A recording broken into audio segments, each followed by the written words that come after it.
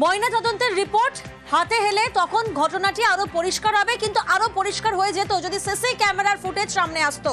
CC ক্যামেরার footage যদি সামনে থাকতো তাহলে বোঝা যেত যে এই পড়ুয়া তিনি নিজেই পড়ে গিয়েছিলেন কিনা পুকুরে, নাকি কেউ ধাক্কা দিয়েছিলেন। প্রশ্ন উঠছে কারণ সিসি ক্যামেরা লাগাতে বিশ্ববিদ্যালয়কে নির্দেশ দিয়েছিলেন হাইকোর্ট। 2023 সালে স্বপ্নদীপের মৃত্যুতে তোলপাড় হয় ক্যাম্পাস, আমরা জানি। ঠিক সেই সময় সিসি ক্যামেরা লাগাতে বিশ্ববিদ্যালয়কে নির্দেশ দেয় হাইকোর্ট।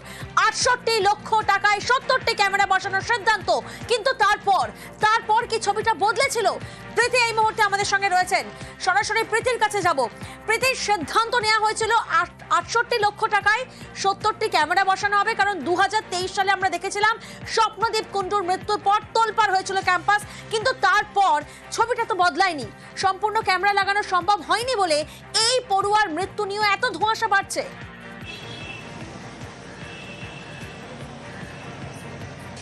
দেখো, যে পড়ুয়ার কথা তুমি বললে, তার মৃত্যুর পরে এই যে যাদবপুর বিশ্ববিদ্যালয়, সেই যাদবপুর বিশ্ববিদ্যালয়ে কেন সিসি ক্যামেরা দিয়ে মুড়ে ফেলা হচ্ছে না সেই নিয়ে তর্ক বিতর্ক হয়েছে, এবং সেই সিসি ক্যামেরা লাগানো হচ্ছে না কেন সেই নিয়েও রাজনীতির রং লেগেছে। এক এক পক্ষ এক এক রকম তাদের বক্তব্য রেখেছেন। তারপরেও কিন্তু যাদবপুর বিশ্ববিদ্যালয় চত্বরের যে ভিতর, তা কিন্তু সিসি ক্যামেরা দিয়ে মুড়ে ফেলা হয়নি। তবে খুব রিসেন্টলি হাইকোর্ট একটি পর্যবেক্ষণে বলছে যে বিশ্ববিদ্যালয় কর্তৃপক্ষকে রাজ্য সরকারের সঙ্গে বৈঠকে বসতে হবে, প্রয়োজনে রাজ্য সরকার সেই টাকা প্রোভাইড করবে বিশ্ববিদ্যালয় কর্তৃপক্ষকে, তবে সিসি ক্যামেরায় মুড়ে ফেলতে হবে। এবং বিশ্ববিদ্যালয় কর্তৃপক্ষের তরফেও একটি বৈঠক করা হয়, সেই বৈঠক থেকে একটা সিদ্ধান্ত নেওয়া হয় যে 70টি ক্যামেরা লাগানো হবে, যার জন্য 68 লক্ষ টাকা খরচ বা ব্যয় হবে। তারপরও রাজ্য সরকারের সঙ্গে যে বৈঠক বিশ্ববিদ্যালয় কর্তৃপক্ষের, তা কিন্তু বাস্তবে তার বাস্তবায়িত হয়নি, এবং স্বাভাবিকভাবেই বাস্তবায়িত হয়নি বলে এখনো পর্যন্ত বিশ্ববিদ্যালয় যে ভিতর রয়েছে, বিশ্ববিদ্যালয়ের যে অন্দর রয়েছে, তার কিন্তু বিভিন্ন প্রান্তে সিসি ক্যামেরা নেই। আজকে যদি এই পুকুর পাড় বা ঝিল পাড়ে যদি সিসি ক্যামেরা থাকতো, তাহলে বোঝা যেত যে এই যে আনন্যাচারাল ডেথের কথা বলা হচ্ছে, সেটা কিভাবে হয়েছে। এই মহিলা তিনি কি নিজে পড়ে গেছেন, নাকি তাকে কেউ ধাক্কা দিয়ে ফেলে দেওয়া হয়েছে? একাধিক প্রশ্ন যখন সামনে আসছে, তখন আবারও সেই একই বিষয় কিন্তু গোল গোল করে আমাদের ঘুরে আসতে হয় যে কেন বিশ্ববিদ্যালয়ের যে অন্দর, সেই অন্দরে এখনো সিসি ক্যামেরা ইমপ্লিমেন্ট হয়নি।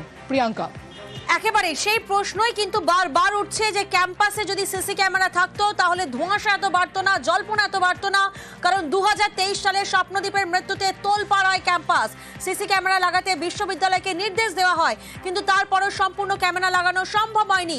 ক্যাম্পাসে সিসি ক্যামেরা বসানো নিয়ে বারবার বাধার মুখে পড়তে হয়েছে কর্তৃপক্ষকে। প্রাক্তন উপাচার্য অভিজিৎ চক্রবর্তী এবং সুরঞ্জন দাসকে বাধার মুখে পড়তে হয়েছিল।